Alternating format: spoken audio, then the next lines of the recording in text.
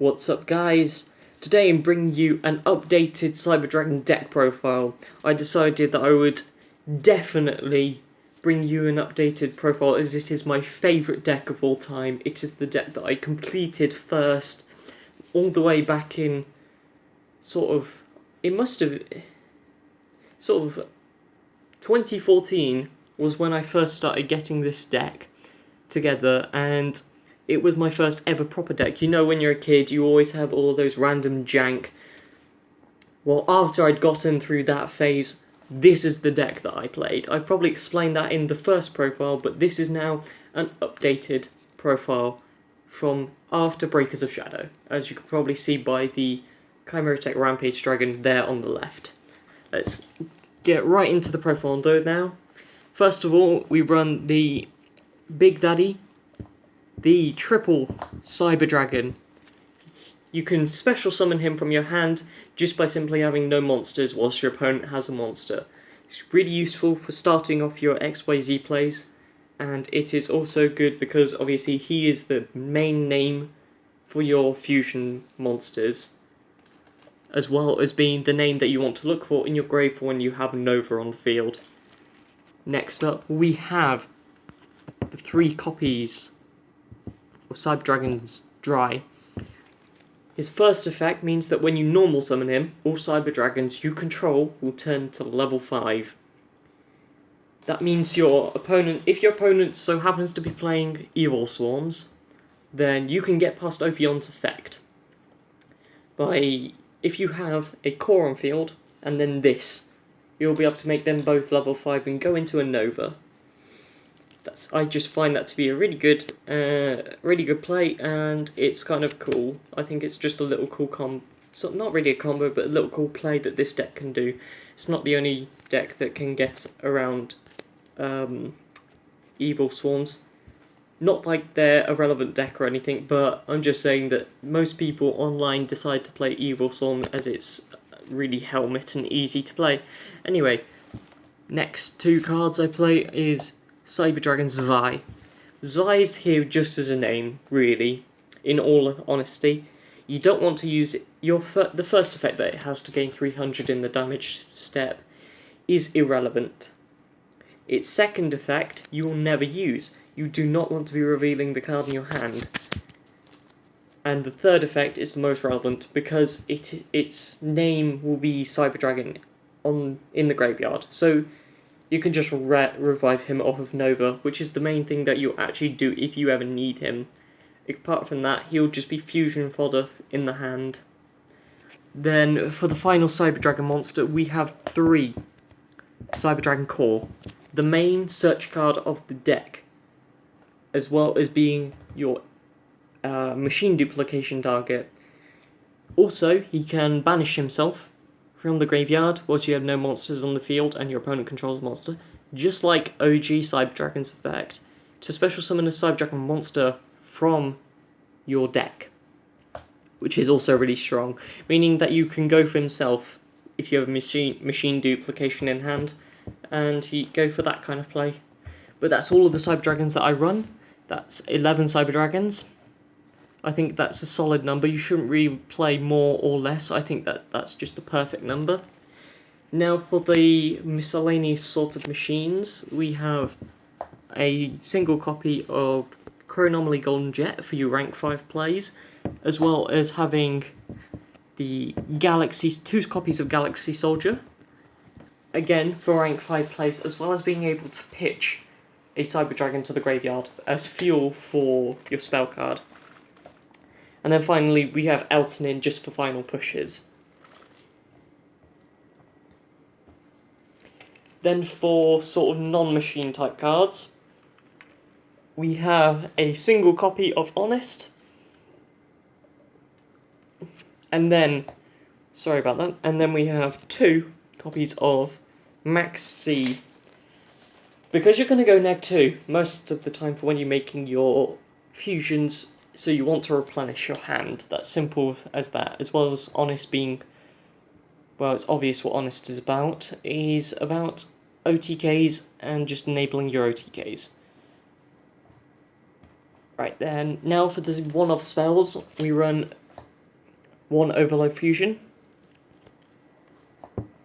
1 Instant Fusion, and 1 Limiter Removal. The limiter removal is just again for pushing your OTKs. Your instant fusion is for your Panzer Dragon.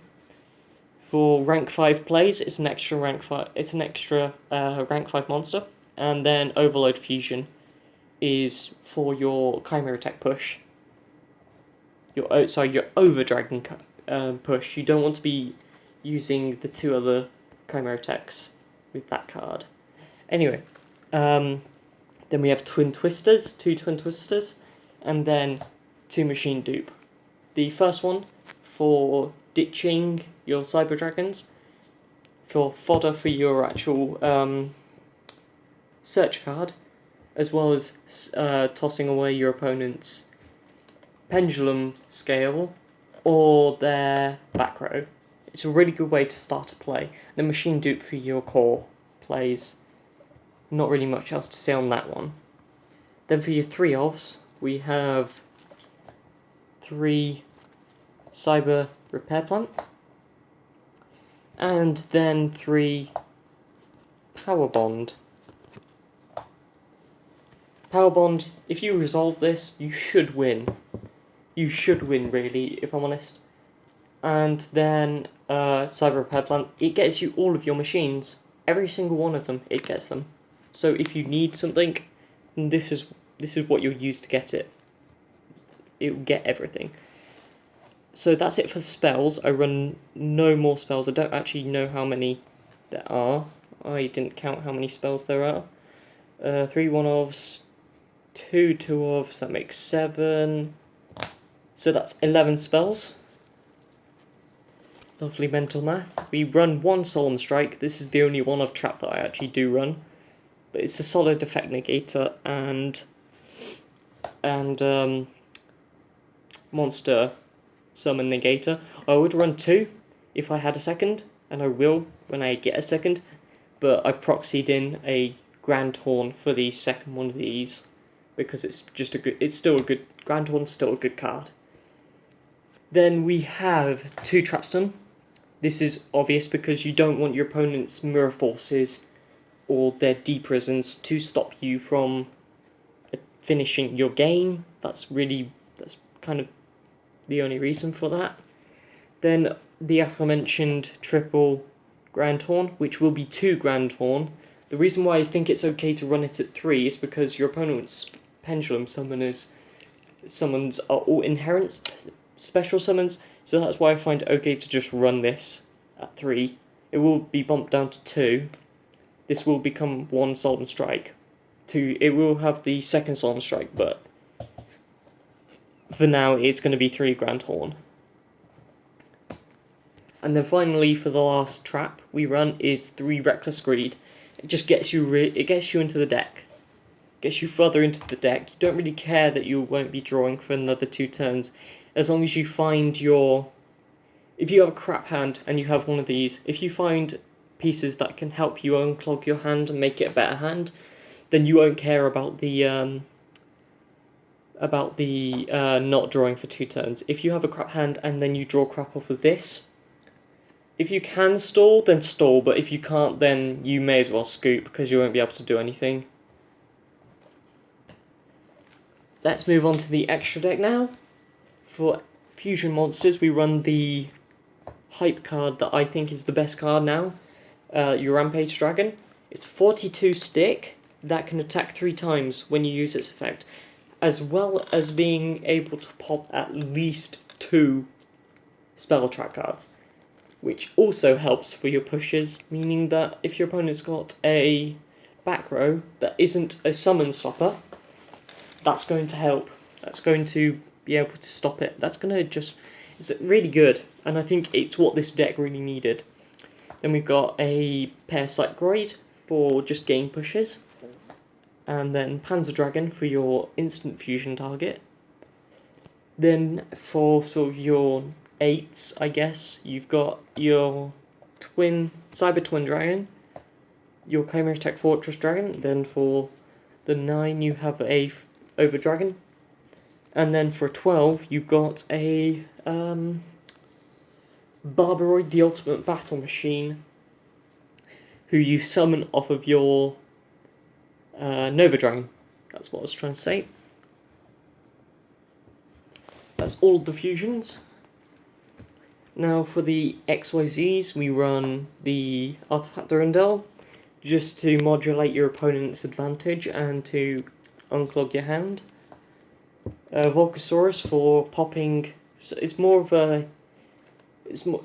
a good card to use up against your rogue matchups, but it's also good when you've got a when your opponent did an OTK you with Pepe and you can just burn them for 28.50.